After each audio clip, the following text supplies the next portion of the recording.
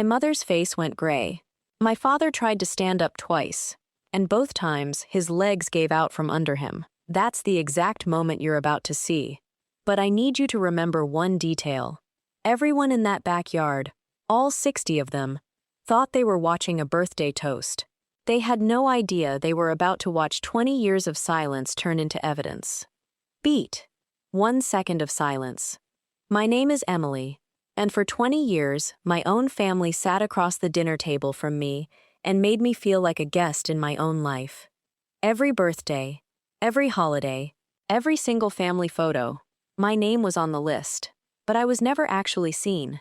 Here's what nobody tells you about being the ignored one in a family. You don't get angry right away. You get quiet. You get patient. And if you're like me, you start writing everything down. For 20 years I wrote. Every lie, every quiet betrayal, every moment they thought I wasn't paying attention. I never once raised my voice. I never once fought back. I just waited. And 3 weeks ago, at my father's 70th birthday party, in front of everyone we've ever known, I finally opened that journal out loud. What happened in the next 5 minutes ended every lie this family had spent 20 years building. Stay with me till the end, because the final piece of paper I pulled out of my bag that night is the part nobody saw coming. Not even me, 3 weeks earlier. Let's go back to where it all started. My name is Emily. I was the youngest of 3 children, and somehow, from the very beginning, the one who was always slightly out of focus. My older brother, Ryan, was the golden boy. Star athlete, honor roll, the kid teachers wrote glowing letters about. My older sister, Claire, was the family's pride, beautiful, charming, the one who could do no wrong. And me? I was just there, quiet, capable, completely overlooked. My parents never said anything outright cruel. That's what made it so hard to explain to people later. There was no single moment I could point to and say, "See? That's proof." Instead, it was quieter than that. It was constant. It was 1,000 small erasures that added up to one enormous absence. When Ryan made the honor roll, my parents put a sign on the front lawn. When I brought home the exact same grades 2 years in a row, nobody said a word. Not "good job." Not even "I saw." When Claire turned 16, she got a car. Not a hand-me-down, a brand new car, wrapped in a ribbon in the driveway, with balloons and a cake, and half the neighborhood watching. When I turned 16, my dad said we'd talk about a car eventually, and we never did. I took the bus until I was 22. When Claire got married, my parents spent nearly everything they had saved: the venue, the dress, the honeymoon in Italy. When I graduated college, top of my class, with 2 job offers already lined up, my father missed the ceremony entirely. He said there was a work thing. I sat in that auditorium, watching other families cheer for their kids, and I realized my seat was empty of anyone cheering for me. Every single time, I asked myself the same question: what did I do wrong? I never got an answer, not one that made sense. So instead, one thing kept growing quietly in the background of my life: the pages of my journal. Every night, after the house went quiet, I would sit in the corner of my room with a cheap spiral notebook and just write. Sometimes it was 1 sentence.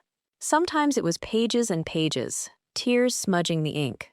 I had no idea, back then, that this small, private habit would one day become the most powerful thing I owned. I was 19 the night I overheard something that shattered whatever illusions I had left. It was late. I came downstairs for a glass of water, and I noticed the living room light was still on. My parents were talking with my Uncle David, who had come by that evening for dinner. Their voices were low, but tense. The kind of tense that makes you stop moving. I stood just behind the doorway, out of sight, and I listened.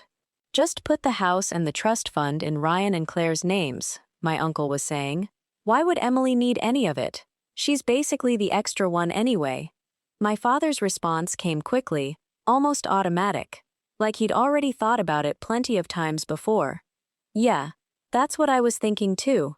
We'll give Emily a little something. Split the rest between the 2 of them." I stood there, holding my breath so hard my chest ached. Extra. 1 word. A single, careless word. And it broke something inside me that never fully grew back. I didn't cry that night, not right away. I walked upstairs, sat down at my desk, opened my journal, and wrote just one line. Today I found out, I'm not really their daughter. I'm a burden they're quietly managing. One day, this same burden is going to become their biggest mistake. I had no idea, at 19, just how true that sentence would turn out to be. Over the next several years, I learned something most people never have to learn: how to survive inside a family that had already decided who mattered and who didn't. I learned to smile at dinners where my accomplishments went unmentioned, while Ryan's smallest achievement got a toast. I learned to nod along when relatives asked Claire about her new house, and then turned to me and asked, almost as an afterthought, "So, how's work?"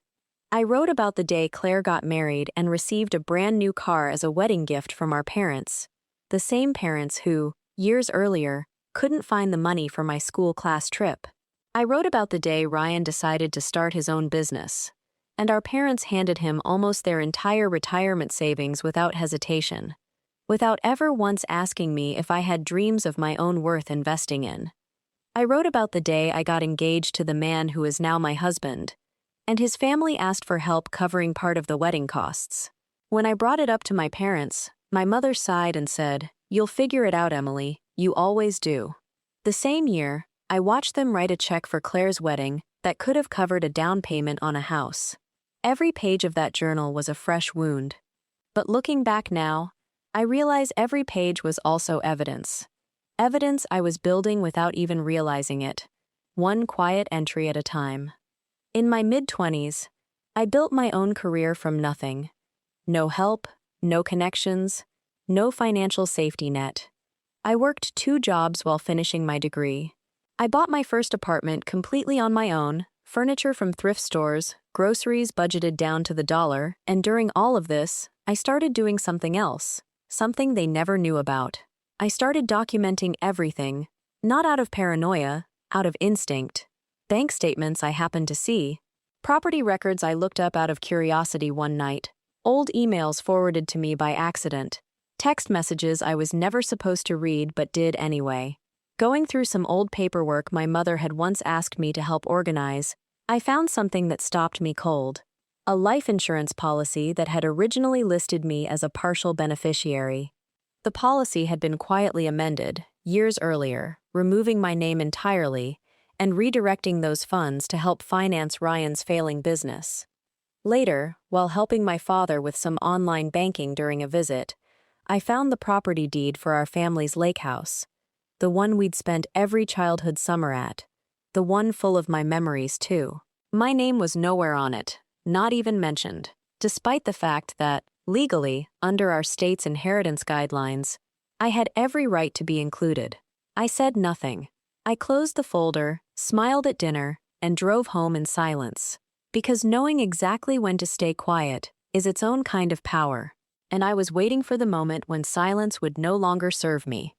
It was my father's 70th birthday. The whole extended family gathered in my parents' backyard. Aunts, uncles, cousins, longtime neighbors, old family friends who had known us for decades. String lights were draped across the patio. A massive banner hung above the food table. World's Best Dad. I almost didn't go. Some part of me knew, deep down, that this night was going to be different. I brought my journal anyway, tucked inside my bag, almost like I needed it there just in case. I smiled through dinner, the way I always had. I complimented the food. I laughed at the right moments. Everyone around me had no idea what was sitting quietly in my bag. After dinner, as people began gathering near the dessert table for the traditional toasts, I stood up and asked, politely, if I could borrow the microphone for just a moment. The backyard went a little quiet with surprise. "Emily's giving a toast?" someone whispered. It wasn't something I usually did. I smiled and said, "Yes, actually. I wanted to share something, a small story that maybe nobody else remembers, but I think about it almost every single day of my life." I reached into my bag and pulled out the journal.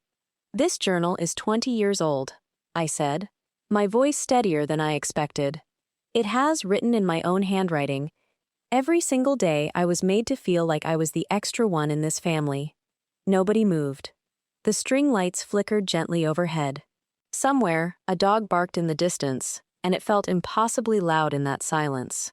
I opened to the first marked page and began to read.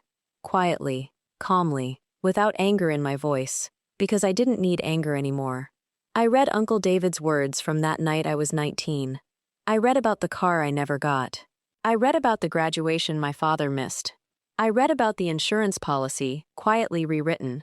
I read about the lake house deed with my name missing from it entirely. My mother's face went pale, then almost gray. My father tried to stand up twice, and both times, he sat back down, like his legs wouldn't fully cooperate. Ryan shot to his feet, red-faced, shouting, "Emily, that's enough. Not here, not like this." I didn't raise my voice. I didn't need to. For 20 years, I said. I stayed quiet to protect this family's image. Tonight, I'm only asking for 5 minutes so you can finally hear the truth. Then I reached into my bag one more time and pulled out a sealed envelope. Inside were copies of everything: the amended insurance documents, the original property deed, printed bank statements, and a formal letter from my attorney, who had reviewed all of it weeks earlier. "Mom, Dad," my voice finally wavered, just slightly, for the first time all night. "My lawyer has already reviewed all of this. Legally, I have a real and valid claim to my share of this family's assets, and I intend to pursue it. But the truth is, I don't even want the money. I never did. I just wanted one thing, for 20 years, the truth. And tonight, in front of everyone who's ever watched this family pretend to be perfect, I finally got it." I set the envelope on the table, next to the untouched birthday cake, and I walked out through the side gate, while the whole backyard sat in stunned, heavy silence behind me. The weeks after that night changed everything, in ways I hadn't fully expected. Relatives who had spent 20 years praising Ryan and Claire without a second glance in my direction started calling me, first out of shock, and slowly, out of something that looked a lot like respect. My cousin Maria, who I'd barely spoken to in years, sent me a message that just said, "I always wondered why they treated you differently. I'm sorry I never said anything." Uncle David left the party early that night, humiliated, and hasn't spoken to me since. That's fine with me. My parents called 2 days later. My mother cried on the phone. My father, a man I had rarely heard apologize for anything in my entire life, said the words, "I'm sorry," 3 separate times in a single conversation. It was 20 years too late. But it was something. The estate matter went through proper legal channels over the following weeks. My attorney was right. The law was clearly on my side. I received the share of the family assets that had always, rightfully, been mine. But if I'm honest, the real victory was never the money. The real victory was watching 20 years of silence finally turn into something undeniable. The real victory was getting back the one thing that had been quietly taken from me for 2 decades. My own sense of worth in a family that had decided, long ago, that I simply didn't matter as much as the others. I still keep that journal today, not out of bitterness, but as a reminder of exactly what it taught me. People who make you feel invisible rarely change because you confront them, but if you keep writing your truth, keep gathering it, keep holding on to it patiently, when the right moment finally arrives, that truth becomes the only reckoning they will ever need. If you've ever been made to feel invisible by the very people who were supposed to love you the most, I want you to remember something. Your silence isn't weakness. It's patience. It's power, quietly waiting for the exact right moment to speak. If this story hit close to home for you, I'd love to hear from you. Drop a comment below and tell me. I stayed quiet too. Not anymore.